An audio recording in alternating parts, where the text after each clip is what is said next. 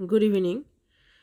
আপোনালোকৰ হাতত সময় যেহেতু বহুত কম গতিকে মই আপোনালোকলৈ অপচন কেইটা নকওঁ মই সিধা এনসাৰ কেইটা কৈ দিম কিয়নো অপচন কেইটা ক'বলৈ গ'লে বহুত সময়ৰ দৰকাৰ যেহেতু আপোনালোকৰ হাতত সময় বহুত কম আৰু আপোনালোকে যদি বিচাৰে যে কোনটো এনসাৰ আৰু আপোনাৰ এনসাৰ হ'ব আপোনালোকে যদি লগাব বিচাৰে নিজে নিজে লগাব বিচাৰে যে কোনটো এনসাৰ হ'ব এইটো ক নম্বৰ খ নম্বৰ গ নম্বৰ আৰু ঘ নম্বৰ কোনটো আপোনালোকে যদি লগাব বিচাৰে এনসাৰ কোনটো তেনেহলে আপোনালোকে পজ কৰি এনসাৰটো লগাই দিব আৰু কিমান স্কোৰ কৰিলে আপোনালোকে নিশ্চয় কমেন্টত জনাব মই সিধা আপোনালোকক এনসাৰখিনি কৈ দিম আহক আমি প্ৰথম প্ৰশ্নটোৰ পৰা আৰম্ভ কৰোঁ প্ৰথম প্ৰশ্নটো দি আছে শিক্ষামূলক মনোবিজ্ঞানৰ অৰ্থ কি শিক্ষামূলক মনোবিজ্ঞানৰ অৰ্থ হ'ব অপচন খ শিক্ষাৰ্থীৰ আচৰণ আৰু বিকাশ অধ্যয়ন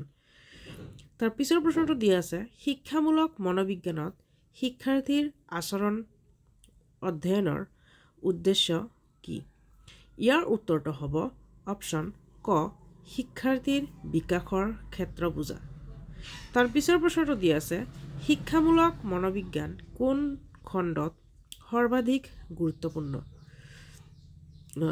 গুৰুত্ব আৰোপ কৰে ইয়াৰ উত্তৰটো হ'ব অপচন খ শিক্ষাৰ্থীৰ মানসিক বিকাশ তাৰ পিছৰ প্ৰশ্নটো দি আছে শিক্ষামূলক মনোবিজ্ঞানৰ মতে সফল শিক্ষণৰ অন্যতম চৰ্ত কি ইয়াৰ উত্তৰটো হ'ব শিক্ষাৰ্থীৰ প্ৰেৰণা আৰু আপোনালোকে যদি পিডিএফৰ বিচাৰে ডেসক্ৰিপচনত হোৱাটসঅ্যাপ গ্ৰুপৰ লিংক আছে আপোনালোকে নিশ্চয় তাতে গৈ জয়েন হ'ব মই আপোনালোকক সময়ে সময়ে পিডিএফবোৰ পঠাই দি থাকিম আৰু পাৰিলে আপোনালোকে চেনেলটো নিশ্চয় সাবস্ক্ৰাইব কৰিব তাৰ পিছৰ প্ৰশ্নটো দি আছে শিক্ষামূলক মনোবিজ্ঞানৰ মূল লক্ষ্য কি ইয়াৰ উত্তৰটো হ'ব অপচন খ শিক্ষাৰ্থীৰ শিকাৰ সামৰ্থ্য উন্নত কৰা তাৰ পিছৰ প্ৰশ্নটো দি আছে শিক্ষামূলক মনোবিজ্ঞানৰ উপযোগিতা কত অধিক দেখা যায় ইয়াৰ উত্তৰটো হ'ব অপচন গ শিক্ষণ পদ্ধতি বিকাশত তাৰ পিছৰ প্ৰশ্নটো দি আছে শিক্ষামূলক মনোবিজ্ঞানত আচৰণ অধ্যয়নৰ প্ৰধান উদ্দেশ্য কি ইয়াৰ উত্তৰটো হ'ব অপচন গ শিক্ষাৰ্থীৰ বিকাশৰ গতিধাৰা বুজা আৰু দুই এটা বানান হয়তো ভুল হ'ব পাৰে কাৰণ বহুত সোনকালে বনোৱা হয় আপোনালোকৰ হাতত যেহেতু সময় বহুত কম গতিকে দৈনিক নিজে পিডিএফ বনাও আকৌ নিজে ভিডিঅ' কৰিব লাগে এডিট কৰিব লাগে সো এগৰাকী হাউসৱাইফ হিচাপে নিজৰ ঘৰৰ দায়িত্ব কিছু আছে সেইখিনিও পালন কৰিব লাগে গতিকে দুই এটা ভুল হলে আপোনালোকে দুখ ক্ৰুটিবোৰ নধৰিব বুলি মই আশা ৰাখিম তাৰ পিছৰ প্ৰশ্নটো দি আছে শিক্ষামূলক মনোবিজ্ঞানত কোনটো বিজ্ঞানত অধিক প্ৰভাৱশালী ইয়াৰ উত্তৰটো হ'ব আচৰণৰ তত্ত্ব তাৰ পিছৰ প্ৰশ্নটো দি আছে শিক্ষামূলক মনোবিজ্ঞানৰ অধ্যয়নত শিক্ষাৰ্থীৰ কোন দিশত অধিক গুৰুত্ব আৰোপ কৰা হয় ইয়াৰ উত্তৰটো হ'ব অপচন খ তাৰ পিছৰ প্ৰশ্নটো দিয়া আছে শিক্ষামূলক মনোবিজ্ঞান কিয় শ্ৰেণীকক্ষত গুৰুত্বপূৰ্ণ ইয়াৰ উত্তৰটো হ'ব অপচন গ শিক্ষাৰ্থীৰ বিকাশ বুজিবলৈ তাৰ পিছৰ প্ৰশ্নটো দিয়া আছে শিক্ষামূলক মনোবিজ্ঞানত শিক্ষণৰ অৰ্থ কি ইয়াৰ উত্তৰটো হ'ব অপচন গ শিক্ষাৰ্থীৰ আচৰণ পৰিৱৰ্তন তাৰ পিছৰ প্ৰশ্নটো দিয়া আছে আচৰণ তত্ত্বৰ মতে শিক্ষাৰ্থীৰ শিকাৰ প্ৰক্ৰিয়াৰ মূল চৰ্ত কি ইয়াৰ উত্তৰটো হ'ব শিক্ষাৰ্থীৰ অভিজ্ঞতা তাৰ পিছৰ প্ৰশ্নটো দিয়া আছে শিক্ষামূলক মনোবিজ্ঞানৰ মাধ্যমত শিক্ষকৰ প্ৰধান দায়িত্ব কি ইয়াৰ উত্তৰটো হ'ব শিক্ষাৰ্থীৰ মনোভাৱ অৰ্থাৎ অপচন ক তাৰ পিছৰ প্ৰশ্নটো দিয়া আছে শিক্ষামূলক মনোবিজ্ঞানৰ গৱেষণা কোন ক্ষেত্ৰত গুৰুত্ব দিয়ে ইয়াৰ উত্তৰটো হ'ব অপচন ক আচৰণ আৰু বিকাশ তাৰ পিছৰ প্ৰশ্নটো দিয়া আছে শিক্ষামূলক মনোবিজ্ঞানৰ ভিত্তি কি ইয়াৰ উত্তৰটো হ'ব অপচন ক পৰীক্ষা আৰু পৰ্যবেক্ষণ তাৰ পিছৰ প্ৰশ্নটো দিয়া আছে আচৰণ তত্ত্বৰ মতে শিক্ষাৰ্থীয়ে আচৰণ কেনেকৈ শিকে ইয়াৰ উত্তৰটো হ'ব অপচন ক অভ্যাসৰ মাধ্যম তাৰ পিছৰ প্ৰশ্নটো দি আছে শিক্ষামূলক মনোবিজ্ঞানত প্ৰেৰণাৰ গুৰুত্ব কি ইয়াৰ উত্তৰটো হ'ব অপশ্যন গ শিক্ষাৰ্থীৰ শিকাৰ ইচ্ছা বৃদ্ধি কৰা তাৰ পিছৰ প্ৰশ্নটো দি আছে শিক্ষামূলক মনোবিজ্ঞান কোনটো ক্ষেত্ৰত ব্যৱহাৰ কৰিব পাৰি ইয়াৰ উত্তৰটো হ'ব অপশ্যন খ আচৰণ পৰ্যবেক্ষণ তাৰ পিছৰ প্ৰশ্নটো দি আছে শিক্ষামূলক মনোবিজ্ঞানৰ দ্বাৰা শিক্ষাৰ্থীৰ বুদ্ধিমত্তা কেনেকৈ বুজা যায় ইয়াৰ উত্তৰটো হ'ব আচৰণৰ পৰ্যবেক্ষণ তাৰ পিছৰ প্ৰশ্নটো দি আছে শিক্ষামূলক মনোবিজ্ঞান কিয় শ্ৰেণীকক্ষত গুৰুত্বপূৰ্ণ ইয়াৰ উত্তৰটো হ'ব অপশ্যন গ শিক্ষাৰ্থীৰ বিকাশ পৰ্যবেক্ষণৰ বাবে তাৰ পিছৰ প্ৰশ্নটো দি আছে শিক্ষামূলক মনোবিজ্ঞান কোনটো ক্ষেত্ৰত প্ৰধানকৈ গুৰুত্ব দিয়ে ইয়াৰ উত্তৰটো হ'ব অপশ্যন ক আচৰণ আৰু মানসিক বিকাশ তাৰ পিছৰ প্ৰশ্নটো দি আছে আলফ্ৰেড বিনেট কিয় বিখ্যাত ইয়াৰ উত্তৰটো হ'ব অপশ্যন খ প্ৰথম আইকিউ পৰীক্ষা প্ৰস্তুত কৰাৰ বাবে ইয়াৰ প্ৰশ্নটো অলপ ঘূৰাই দিব পাৰে যে প্ৰথম আইকিউ পৰীক্ষা কোনে প্ৰস্তুত কৰিছিল তেনেহ'লে কি হ'ব আলফ্ৰেড বিনেৰ ওপৰত আৰু 10টামান প্ৰশ্ন মই বনাই ৰাখিছোঁ আপোনালোকে যদি বিচাৰে কমেণ্টত জনাব মই ইয়াৰ পিছৰ ক্লাছত মই লৈ আহিম তাৰ পিছৰ প্ৰশ্নটো দি আছে শিক্ষামূলক মনোবিজ্ঞানৰ মতে শ্ৰেণীকক্ষত শিক্ষকৰ প্ৰধান ভূমিকা কি ইয়াৰ প্ৰশ্নটো দি আছে অপশ্যন খ শিক্ষাৰ্থীৰ বিকাশৰ পথ দেখুওৱা তাৰ পিছৰ প্ৰশ্নটো দি আছে শিক্ষাৰ্থীৰ বিকাশৰ পথ দেখুওৱা ইয়াতে অলপ ভুল হৈ আছে আপোনালোকে অলপ চাই ল'ব তাৰ পিছৰ প্ৰশ্নটো দি আছে শিক্ষামূলক মনোবিজ্ঞান কিহৰ ওপৰত কেন্দ্ৰীভূত ইয়াৰ উত্তৰটো হ'ব অপশ্যন খ শিকাৰ প্ৰক্ৰিয়া তাৰ পিছৰ প্ৰশ্নটো দি আছে শিক্ষামূলক মনোবিজ্ঞানত শিক্ষাৰ্থীৰ বিকাশৰ মূল ক্ষেত্ৰ কোনটো ইয়াৰ উত্তৰটো হ'ব অপশ্যন ক মানসিক চাপ তাৰ পিছৰ প্ৰশ্নটো দি আছে শিক্ষামূলক মনোবিজ্ঞান কিয় বিজ্ঞানৰ অন্তৰ্ভুক্ত ইয়াৰ উত্তৰটো হ'ব অপশ্যন ক নিয়মসমূহ পৰীক্ষা কৰি যাচাই কৰিব পৰা যায়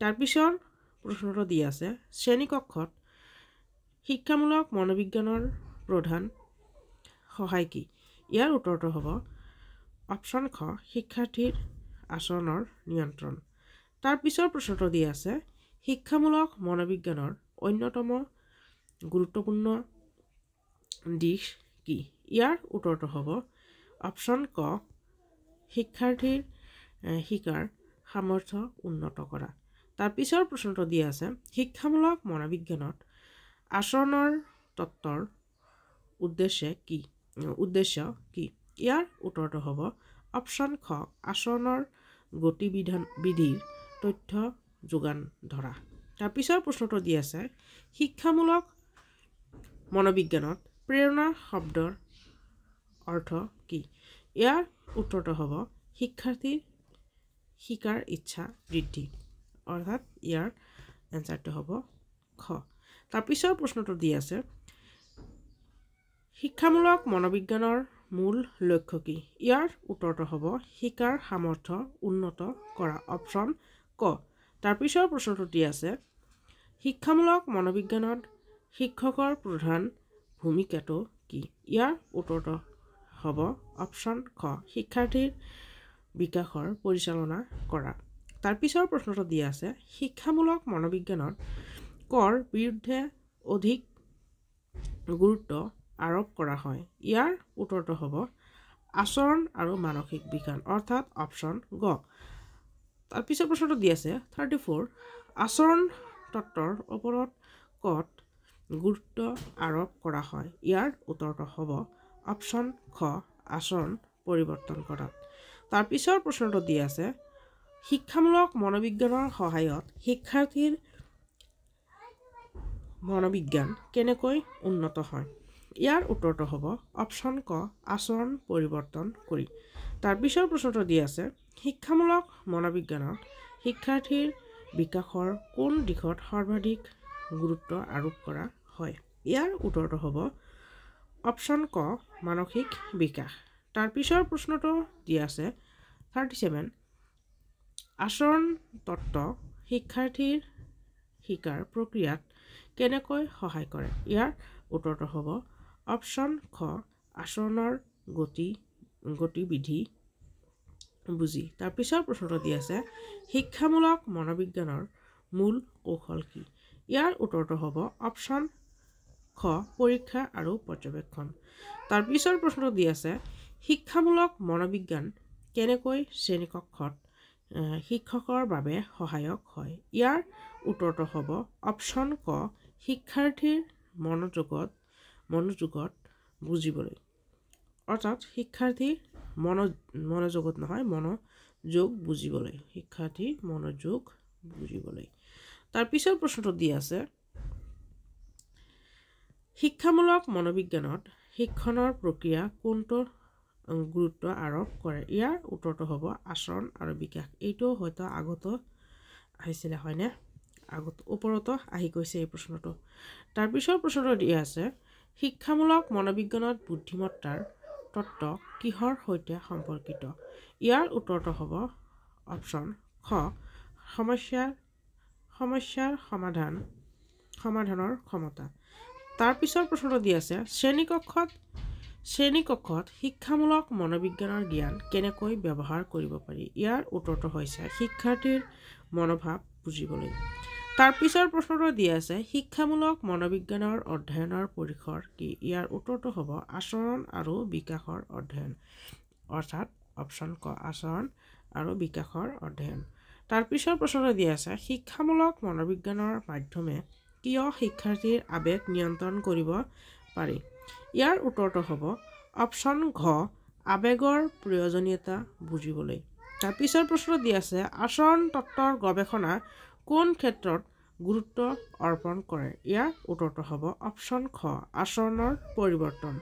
তাৰ পিছৰ প্ৰশ্নটো দি আছে 46 শিক্ষামূলক মনোবিজ্ঞানত শিক্ষাৰ্থীৰ আচৰণ পৰিৱৰ্তন কৰিবলৈ কি প্ৰয়োজন? ইয়াৰ উত্তৰটো হ'ব অপশ্যন ক উপযুক্ত পৰিস্থিতিৰ সৃষ্টি কৰা।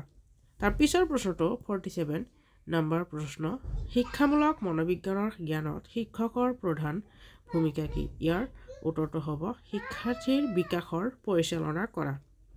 আপোনালোকে এই চিৰিজটো চাই যদি ভাল লাগে তেনেহ'লে নিশ্চয় আপোনালোকে লাইক কমেণ্ট আৰু শ্বেয়াৰ কৰিব আৰু কোনটো বিষয়ৰ ওপৰত আপোনালোকে MCQ বিচাৰে নিশ্চয় আপোনালোকে কমেণ্টত জনাই দিব আৰু আপোনালোকে ছাবস্ক্ৰাইব কৰিবলৈ নাপাহৰিব। মই ফ্ৰীকৈ আপোনালোকক সকলোখিনি তথ্য দিয়াৰ চেষ্টা কৰিম আৰু আপোনালোকে ছাবস্ক্ৰাইব কৰিলে অলপ নিজৰো ভাল লাগি যায় কিয়নো ভিডিঅ' বনাবলৈ আৰু উৎসাহ পাওঁ। গতিকে আপোনালোকে নিশ্চয় চেনেলটো ছাবস্ক্ৰাইব কৰিব আৰু কমেণ্ট এটা দি জনাব আপোনালোকে কোনটো টপিকৰ ওপৰত এনেকৈ MCQ বিচাৰে আৰু ডিছক্ৰিপশ্যনত হোৱাটছআপ লিংক দি আছে আপোনালোকে গ্ৰুপত জইন হৈ ল'ব।